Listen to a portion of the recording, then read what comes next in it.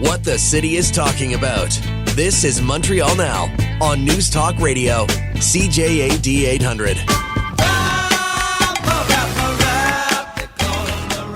That is James Mennie over at the Montreal Gazette. So, Jim, we were just talking to a CTV reporter about, the fact that, of course, the House of Commons is sitting again. But the story here, I realize that obviously Justin Trudeau and what he decides to do or what is decided for him to do are the big stories. I think it's interesting that we have, in the past week or so, since this whole debacle's been going on, really not paid any attention to the fact that nothing is happening as far as anything happening in terms of in the House of Commons laws, bills getting passed, nothing. Well, it's kind of funny you mentioned that, because that's the one thing that came through in that last segment. It occurs to me that, you know what, we do have a politician who spends a lot of time telling anyone who will listen that Canada is broken, but to me it seems that the House of Commons is broken. And it's broken because of actions like this. This reminds me for all the world of the Republicans bringing government to a halt in the U.S. with filibuster because it's something they don't like. And I'm getting the real uncomfortable waft of the Americanization of our politics coming out of the Commons right now. And all this, of course, is, and it's all procedural, and we'll stop this, we'll stop that.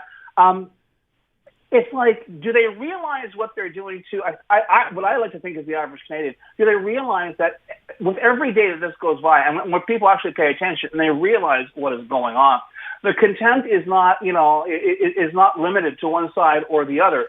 And I heard the correspondent basically saying, well, the base will love this. Poilievre's base will love this. Who gives a damn what his base loves?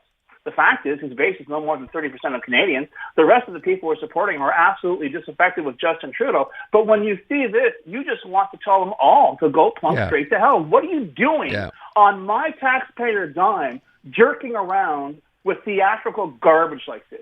Do you think there's nothing else going on in this country right now that, you guys are too busy to deal with? No, it's more important for you to score points, on your Twitter account, on your TikTok account? There's something seriously sick right now in our politics.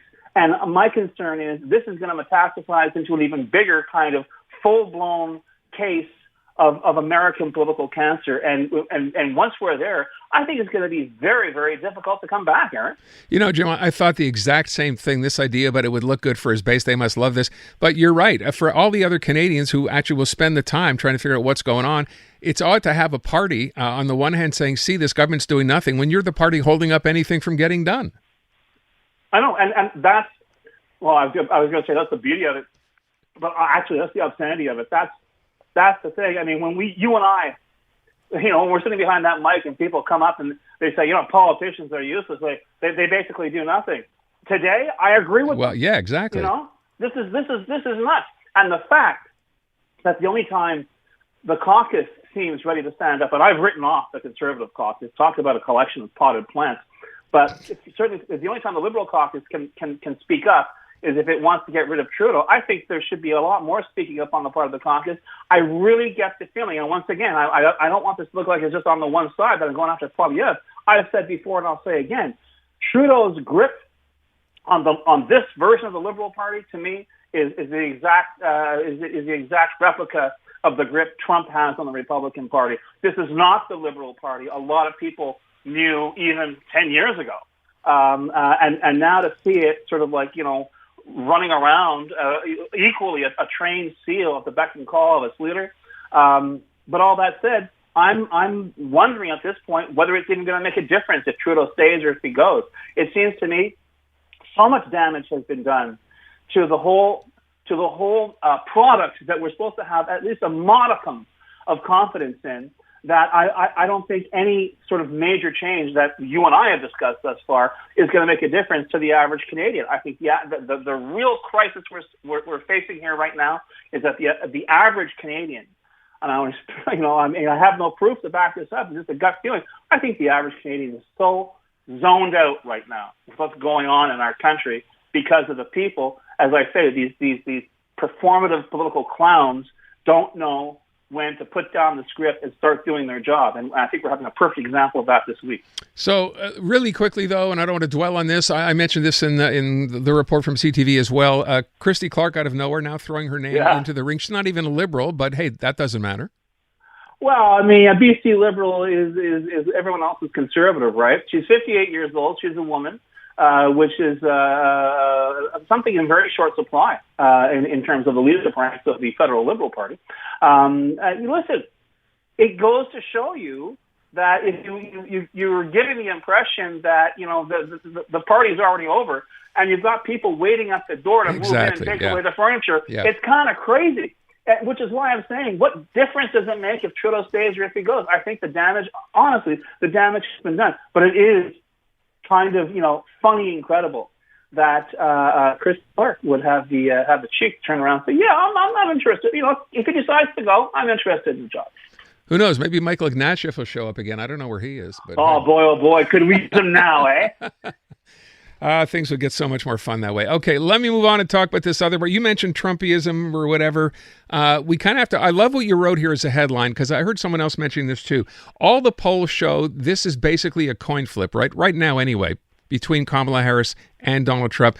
And you write, what if all the U.S. polls are wrong? Now, if we go back to 2016, when people thought, Donald Trump had no chance because they said Hillary Clinton was going to win, we know how that turned out. That's one of my favorite analogies. Someone said that the chance of Trump winning back in 2016 were the equivalent to an NFL field goal kicker missing a 38-yard field goal. Well, we know how that turned out. So, what do you think? You think that's a possibility again this time? It's not just me. There's a lot of people out there, because I've been following, how can I put it, this sort of self-appointed resistance to Trump online, or the self-appointed resistance to Poilievre online as well. And in the States, what they're saying is, remember, and they're right, remember the great red wave of the midterms? The polls said they were going to wipe out, they were going to take the House, they were going to take the Senate. It never happened. In fact, quite the contrary. They lost ground in the House and the Senate. And there are people out there now saying this is it. This is their last-ditch chance. And I don't want to. Remember, I'm talking about the states now. I want to be clear. I'm talking about the states. There are people that are suggesting that much in the same way as mainstream media is in the tank for Trump, there are some polling firms that are basically trying to create the impression Trump has got a chance. Which honestly, if you have eyes in your head, you watch Trump for 5 minutes this weekend, you'd say, why is this man outside of an ICU right now? But all that said, as you say, it's too close to call. It's a razor's edge, which is kind of unusual. But we're seeing, to a certain extent, the same thing in this country. We are seeing as well comments suggesting that because the Republicans are doing it, the Conservatives are doing it here, they're not that far ahead in the polls. You can't believe those polls. You can't believe mainstream media. As I say, there is, I won't say a movement, but there is a kind of resistance, at least online, that's saying you can't believe any of this stuff. That in fact, Justin Trudeau, when he's not busy turning water into wine, is just being reviled and being mischaracterized in the mainstream media and in the polls, and he's ultimately so super popular and whatever. And this is my real fear, I guess, is that ordinary people at one point, I hope they retain their skepticism, but ordinary people at one point, Aaron, are just going to step through that looking glass, fall down that rabbit hole, and essentially all of a sudden, we're not going to be in a wonderland. We're going to be in a nightmarish hellscape politically, where honestly you're either for us or against us, but you've got to pick a side and pick it now. Yeah, sadly, that's where we are. I think that's becoming more and more obvious. Jim, I don't want to run out of time, and I want to get your take on the Jeremy Filosa situation. I started the show by asking about this. I'm going to come back to it. So here's a guy, he's on the radio, 98.5 FM, the French radio station, and his job is a sports commentator, reporter, etc. But in the midst of a conversation, right, for some reason, the issue of man on the moon or space travel, whatever comes up, and he says he used to believe, but he no longer believes that man ever landed on the moon. And what happens? He's immediately suspended and taken off air. I'm going to ask the question. I'm going to play back that little part of it as well where he's saying this. What do you think of this? Is this completely over the top or not? I think it's overkill. I think it's absolute overkill. I think last I heard, it's a free country, and there's no law. There are people out there who deny certain things. It's against the law to deny the Holocaust. It's against the law to tell bloody lies about people.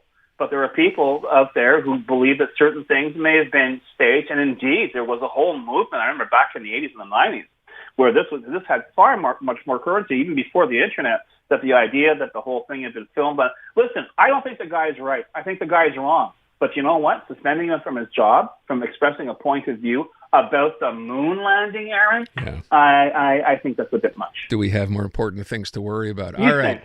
Jim, thank you. Appreciate it. Man.